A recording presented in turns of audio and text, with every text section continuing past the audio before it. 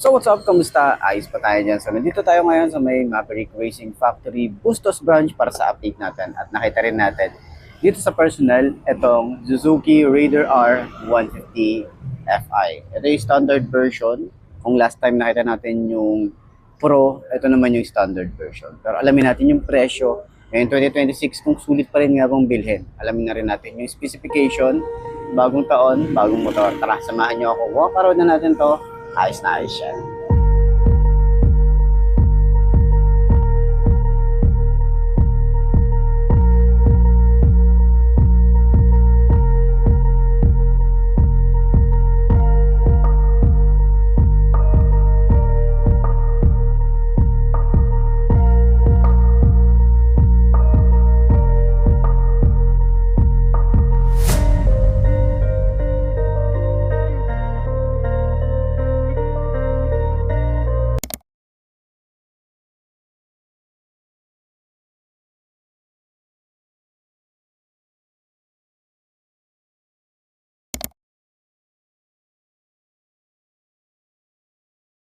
So ayun nga mga boss, no? Sa lahat ng mga nagtatanong magkano nga ba ang ganitong motorcycle, ilalagay ko sa screen nyo yung cash and installment nila para at least meron tayong reference kapag kumuha tayo ng cash and installment.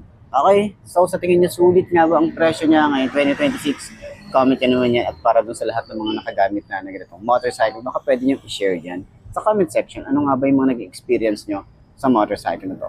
Ayos na ayos yan.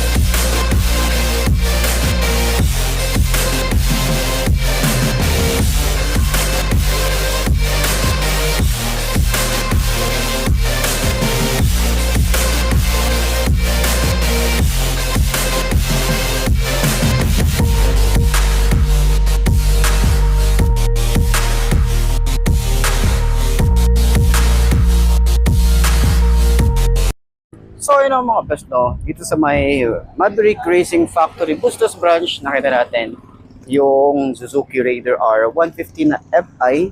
Okay, ito yung new version at talagang mapapansin natin dito. Napaka-sporty looking ng motorcycle talaga na to. Okay.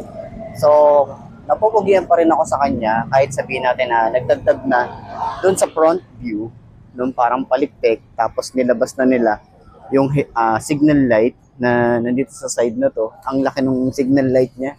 'Di ba? Parang pang big bike yung datingan. Tapos naka-halogen bulb. Okay? So, yun yung nagdag sa kanya. Tapos meron tayong palikpik na rito. 'Di ba? Mga pang professional racer na yung datingan niya. Eh, iba kasi naglalagay pa ng mahaba rin. Okay, 'di ba sa mga big bike? Ganun yung napapansin natin. Tapos meron na rin tayo dito ang compartment.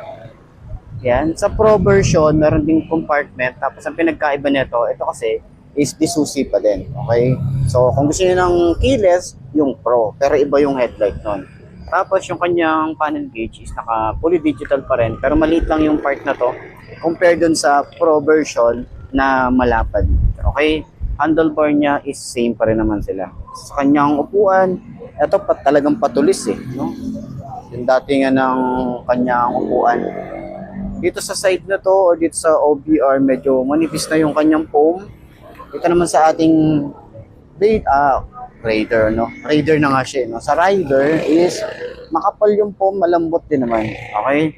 So, yan yung ating upuan. Ayan. So, compartment niya, wala tayong compartment, pero pwede tayo maglagay ng mga papers, pero nasa gas tank nga lang. Okay? So, yun yung napansin natin dito. Sa kanyang mugs, meron tayong kulay orange dyan. Dito rin sa likod, naka-disc brake sa harap at likod. Okay, yung specs nito talagang sobrang sulit pa rin naman talaga yung specs niya. So, pinagkaiba lang naman nito, may mga specification siya na wala dun sa Pro. Okay, so forma tsaka bilis, halos pares lang din naman. So, upuan natin para sa 5 to nakagaya ko. Okay, ganyan ang itsura niya kapag naka side stand. Ayan. So, upuan natin. Try natin upuan. Abot ba ng 5 to nakagaya ko? Itong motorcycle na to. Ayan. Kita nyo naman yan. Oh. Tingkayad tayo dito, pero manageable siya. Parang ano lang naman tayo rito. Hindi naman tayo yukong-yuko. Okay? Sa clutch niya, sobrang lambot. Tapos, yung kanyang front brake, smooth lang din. Yung shock niya talaga dito. Ito, i-rate natin yung shock nila. Okay, dahil nga nagre-rate na tayo ngayon. Ang rate ko dito sa shock is mga 9.5. Okay, hindi pa siya ganun ka-perfect, pero mga 9.5 para may improvement pa sa susunod, diba? Turning radius niya malawak, oh. Dito rin, malawak din. So, iba yung itsura nung kanyang T-post, no? Iba yung sa Pro at iba rin yung dito. Okay? So, pinagkaiba dito naman sa side na to. Kung sa Pro, iba yung design dito, iba rin yung design niya. Ayan. So, sa Pro, walang palikpik na ganito. Yun yung napansin natin. Tapos sa upuan, yan. Maganda yung upuan. So, maganda talaga ito sa lubak. Pati yung likod, oh. Sa likod, siguro, ang rate ko dito, 7.5. Yung ano niya, 7.5 out of 10. Okay, yun yung rate niya para sa akin. Okay? So, ayan, sa forma, sa ganda ng itsura na ito, napaka-sporty looking ng motorcycle na ito. Sa tingin mo, sulit nga bang bumili ng ganitong motorcycle ngayong 2026? Comment nyo naman yan. At kung gusto nyo bumili ng ganitong motorcycle, pwede nyo kontakin or pwede kayong pumunta sa pinakamalapit na Maverick Racing Factory na branch dyan sa lugar nyo. Okay? So, sana nakatulong tong video na to sa lahat ng mga naghahanap ng ganitong motorcycle. So, ito pa rin ba ang hari ng underbone? Comment niya yan. So, center stand natin. Medyo mabigat yung motor kapag si center stand. May pagka mabigat siya. Kaya kung hindi ka sanay sa mabigat na motor, is kailangan natin mag-workout. Pero yung center stand, magaan. Ayos!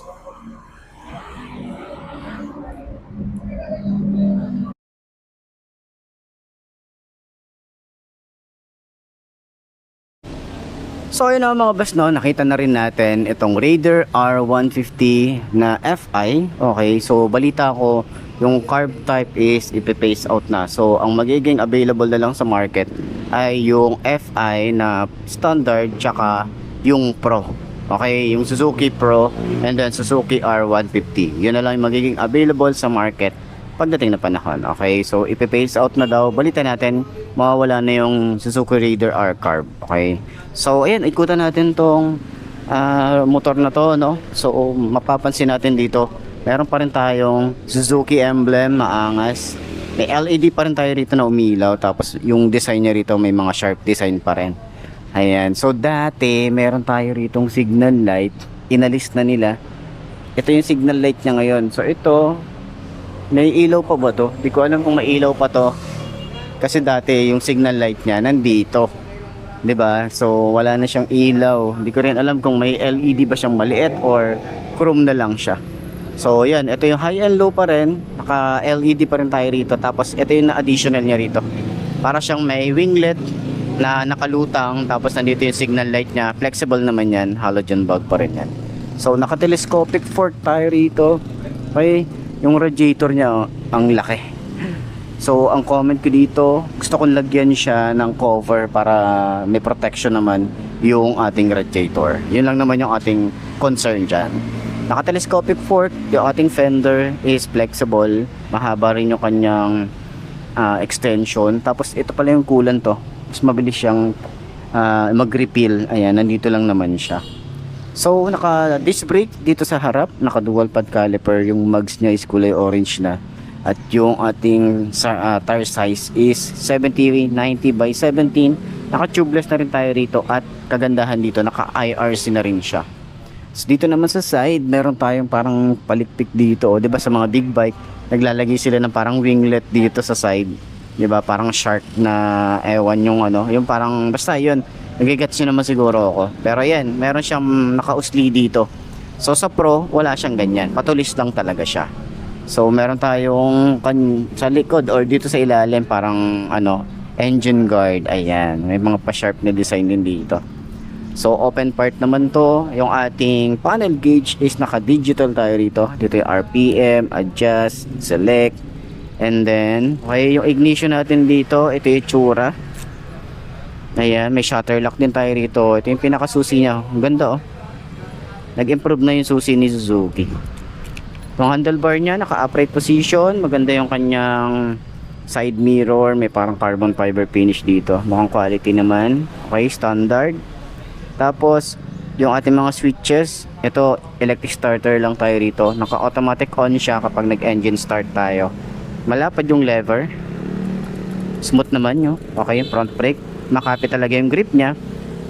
Sobrang babaw, tsaka responsive siya. Responsive siya. So sa side, yung clutch natin dito, yung lever niya, ang kapal, diba? Yan, ang lapad. Sobrang smooth lang din. High and low, wala tayong flasher, wala rin tayong hazard switch. Signal light, busina. Ayan. So, Suzuki na emblem. Meron tayo dyan. Compartment. Ito pala yung USB charging port. Ito yung nahanap ko. Meron pala siya rito sa ano niya, sa compartment niya. Ayan, nandito. So, pwede tayo maglagay dito ng mga basic tools na maliliit siguro, mga gamit, mga papers. Pero hindi tayo pwede mag-iwan dito ng importante kasi wala naman siyang lock. Yan, pinupush lang siya. Kaya kanina hinahanap ko paano siya mabubuksan. Pinupush lang pala. Okay? So, dito naman sa upuan, ayan, maganda yung upuan, maganda yung leather, maganda yung foam, malambot. Pero pagdating dito sa OBR, medyo manipis na siya. Medyo ano yung ano natin dito, medyo alanganin yung puwet natin or depende sa nakasakay sa atin. Okay, compartment natin, meron tayong helmet hook. Ito yung itsura ng ating gas tank, malinis. Okay, may saluan ng gas kapag natapon. Tapos ayan yung itsura niya. Battery. Yan, sa grab bar may pa Batman style tayo rito. Ito ano to, is plastic. Ayan, plastic naman siya. So dito naman meron tayong rear brake pedal na smooth. Okay, napiflip yung ating foot pegs. Ayan, naka ano kasi siya, naka bagong dating lang din kasi to. May Suzuki na naka-engrave. Yung oil natin dito, pwede nating i-monitor kung okay ba siya. Tapos yung ating makina, nakakulay gray na siya. So parang nakakamiss yung ano no, kulay orange na makina ni Suzuki Raider. Nakakamiss yun eh. Yun talaga yung tatak Raider eh, diba? Pag nakita mo yun, Raider yun eh. So yun, meron tayong decals. Ito yung tsura ng decals natin dito. Ang dami pa rin nakalagay dito. Naka dual overhead cam, naka 4 bulbs, naka ano na rin to, no? May slipper clutch na rin siya. Okay, so naka liquid cooled, 6-speed pa rin naman to. Yung chassis natin dito, kitang kita mo, tsaka maganda yung pagkakahinang. Ayan o, apakalinis lang talaga. Foot pegs para sa angkas, andito, hindi natin maano eh, kasi bago eh. Yung kanyang tawag dito, yung tambucho niya, same pa rin nung sa Pro. Okay, kung makikita niyo yung Pro, ito yung Pro. Pakita natin. Ito yung itsura. Ayan. Pati yung mga foot pegs, same lang din nun. Okay. So, balik tayo rito. Naka single disc brake. Okay, Nissin naman yung kanyang caliper. Yung size dito sa likod ay 80 by 90 by 17 tubeless IRC na rin. So dito naman sa tail light niya, ito naka halogen bulb pa rin tayo rito. Pati yung signal light niya, halogen bulb pa rin. So dito rin, nilabas na rin nila itong signal light niya. Plate light, reflector, lagay ng plate. Okay, flexible. Pagdating natin dito sa side, may ano tayo rito, chain cover. Ang size ng kanyang sprocket ay 38. Ito naman is yung single shifter niya. Ayan. Tapos yung foot pegs. Ito pala yung foot pegs niya. Ayan. So, sa lahat ng mga naghahanap ng ganitong motorcycle, puntahan nyo na lang dito sa Maverick Racing Factory Bustos branch or any branch ng Maverick. So, sana nakatulong tong video na to sa mga naghahanap ng ganitong motorcycle. Ayos na ayos yan. So yun mga best, no, ito na ba ang motor na babagi sa'yo? Kung ito na nga ay markahan mo na at mag-subscribe ka na sa aking YouTube channel, i-click mo na rin yung notification bell para updated ka sa lahat ng videos na upload natin. Dito araw-araw, so laging tatandaan, wala sa brand ng motor ang itatagal yan, kundi na sa pag-aalaga mo yan, tatagal yan. Ayos na ayos yan, so kita ka na ulit tayo bukas. I'm Marky. Ciao. Maraming salamat sa inyo. Babush.